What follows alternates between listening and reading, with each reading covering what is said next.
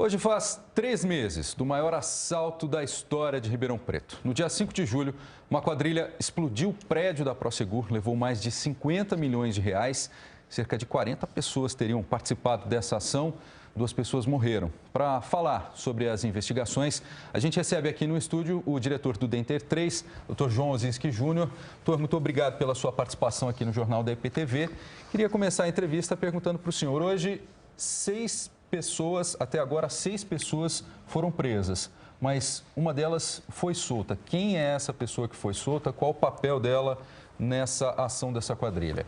Boa tarde. Realmente é muito importante a gente esclarecer a população do que vem sendo feito e dar uma resposta para a sociedade. Na verdade, o assalto que ocorrido em Ribeirão Preto foi o que mais avançou nas investigações no estado de São Paulo. E, na verdade, conseguiu, com essas investigações, desbaratar grande parte da quadrilha que agia no Estado, e não só no Estado, em todo o país, nesse tipo de crime. Isto fica provado quando, na sequência ao assalto, nós tivemos a prisão de vários elementos que participaram do assalto. Em outras cidades. Em outras cidades, inclusive, além de apreensão das armas utilizadas nesses assaltos. Foram apreendidas 2 metralhadoras .50, além de mais de 20 fuzis usados, não só no assalto em Ribeirão Preto, mas em todos os outros assaltos ocorridos no estado. Nosso setor de inteligência conseguiu cruzar as investigações e, logicamente, dar um grande golpe na quadrilha que agia. Todas essas pessoas presas, elas tinham um papel importante. Tem algum cabeça da quadrilha, doutor? Na verdade, esse tipo de quadrilha, ela age de forma fracionada, ou seja, ela funciona como em formas de células, como se fossem células terroristas, onde um não sabe a função do outro. Então, Ribeirão Preto teve uma célula que foi recrutada por essa quadrilha e era uma célula que agia na nossa região já em furtos de caixas eletrônicos. Então, esta célula de Ribeirão Preto foi completamente desmantelada, né? As investigações nos levam à identificação das outras células, de forma a desbaratar toda a organização criminosa. Desses 6, um está solto. Qual o motivo da liberação desse suspeito? Quem é esse suspeito, doutor? Na verdade, a gente trabalha com algumas informações, né? Essa pessoa tinha uma menor participação, efetivamente, na quadrilha e, logicamente, por uma decisão da Justiça, essa pessoa houve por bem ser liberada.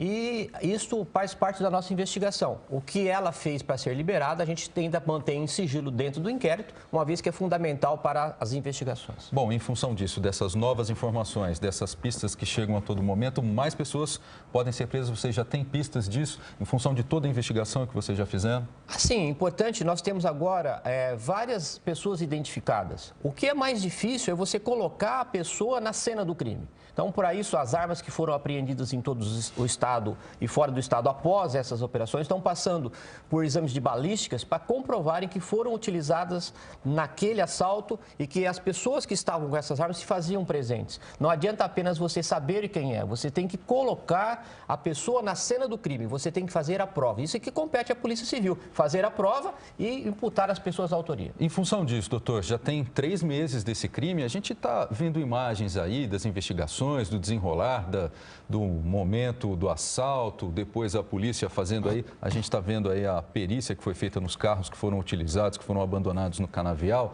Em função dessa quantidade de detalhes, é possível que essa investigação dure mais tempo, 1 ano, por exemplo, algo nesse sentido? Na verdade, mostra que, inclusive, eu acompanhei as perícias que foram realizadas.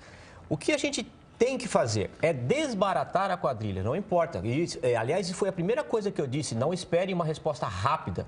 E, por a minha própria surpresa, nós conseguimos avançar muito na investigação, dando uma resposta rápida para a sociedade. O que é mais importante é desbaratar a organização criminosa, mesmo que isso dure vários anos. Por quê? Porque são armas de uso exclusivo das Forças Armadas, são dinamites que colocam em risco. E outra coisa, né? Já também tirou da zona de conforto as empresas de transporte de valores, que estão sendo obrigadas pelo governo a mudar o sistema de segurança, a participar de interligação com câmeras de segurança com o sistema Detecta do Estado, ou seja, também saíram da sua zona de conforto e passaram a auxiliar o Estado.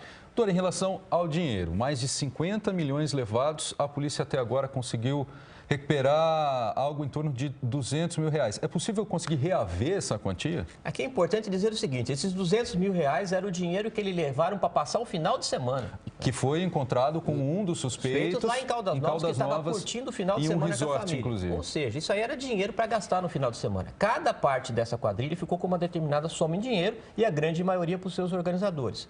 O crime organizado não usa do sistema financeiro. O crime organizado mantém o dinheiro guardado em espécie, né, ou em casas, chácaras, apartamentos ou mesmo enterrado.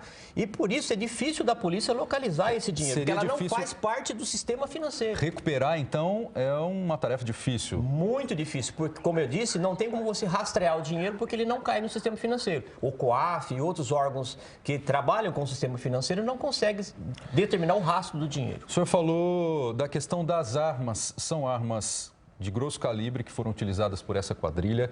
Essas armas, identificar de onde elas vieram, pode também apontar para outros suspeitos, que a polícia consiga prender mais pessoas? Com certeza, nós temos informações que grande parte das armas dos fuzis AK-47 vem da Venezuela, entram pelas fronteiras abertas, fronteiras secas do país, e os restantes, que são armas americanas, elas vêm via Paraguai.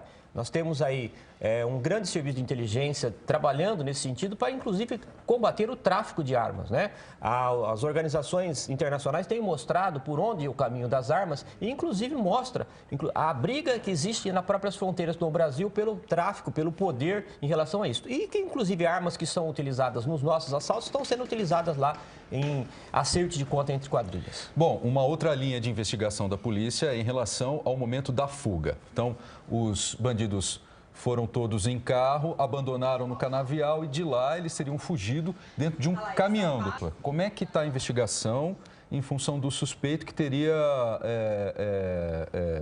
emprestado esse caminhão, que tem participação nessa quadrilha? Como é que está a evolução, um suspeito aqui da região, da cidade de Viradouro, como é que está a evolução dessa investigação? Na verdade, ela avançou muito. Primeiramente porque esse suspeito já havia sido identificado anteriormente participando de furtos de caixas eletrônicas na região. Ele já vinha sendo identificado... Tem ligação com outros crimes, então? Com outros crimes. Ele já vinha sido identificado em São Paulo pelo DEIC, comercializando uma metralhadora .50 alguns anos atrás, inclusive com filmagens a respeito. E ele continua foragido. Então, com os recursos obtidos nesses crimes, ele montou uma transportadora e, logicamente, por ser parte da quadrilha, eles criaram esse álibi, ou seja, fugir dos assaltos dentro de um caminhão que, logicamente, não seria levantado suspeita a respeito. Esse mesmo tipo de fuga foi utilizado em Campinas, que demonstra que era o modus operandi da quadrilha. Tá certo. Doutor João Osinski Júnior, diretor do DEINTER 3, falando aqui no Jornal da EPTV sobre as investigações do maior ataque que a história de Ribeirão Preto já viu. Obrigado pela sua participação. Que agradeço, estou sempre às ordens.